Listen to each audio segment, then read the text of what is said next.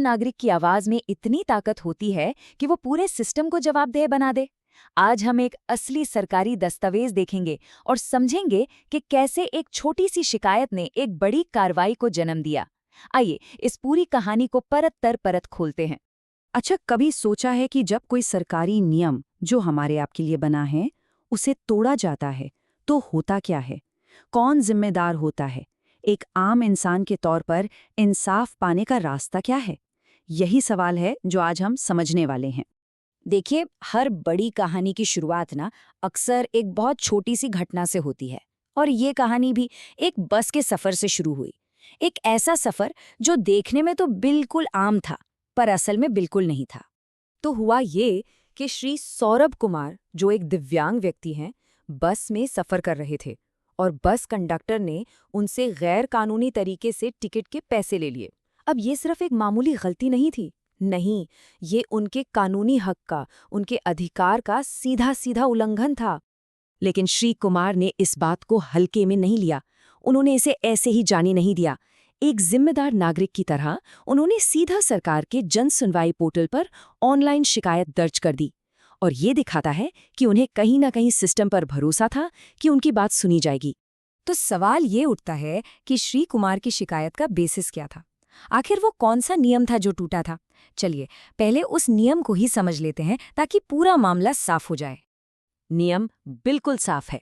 एक सरकारी आदेश है जो कहता है कि दिव्यांगजनों को उत्तर प्रदेश की सरकारी बसों में मुफ्त यात्रा का अधिकार है। ध्यान दीजिए, ये कोई छूट या रियायत नहीं है, ये उनका कानूनी हक है, एक अधिकार। और हाँ, ये अधिकार सिर्फ कही सुनी बात नहीं है, इसके पीछे एक ठोस सरकारी आदेश है।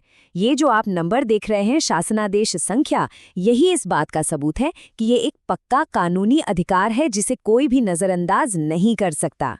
ठीक है, तो एक तरफ थी नागरिक की शिकायत, दूसरी तरफ था एक साफ सुथरा नियम।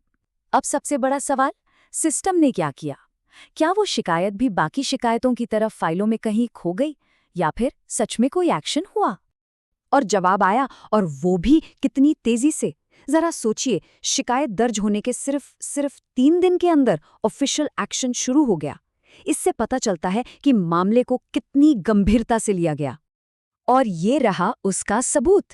ये कोई हवा-हवाई बात नहीं है, ये वो असली ऑफिशियल लेटर है जो उन्नाव के जिला दिव्यांगजन सशक्तिकरण अधिकारी की तरफ से जारी हुआ।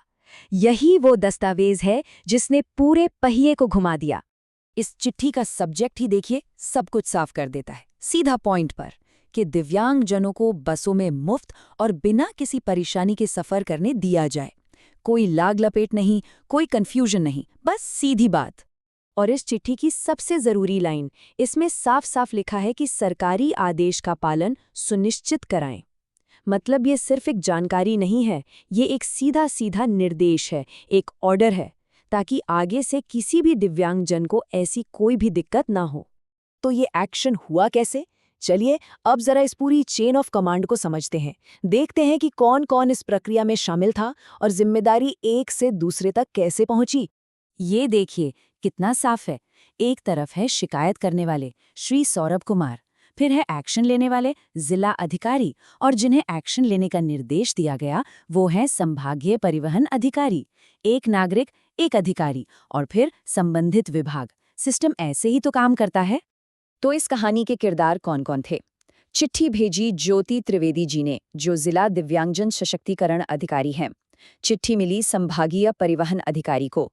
इस सब पर नजर रखने के लिए जिलाधिकारी यानी डीएम साहब को भी लूप में रखा गया। और सबसे अच्छी बात, पारदर्शिता के लिए शिकायत करने वाले श्री सौरभ कुमार को भी इसकी एक कॉपी भेजी गई। मतलब सब कुछ ओपन था।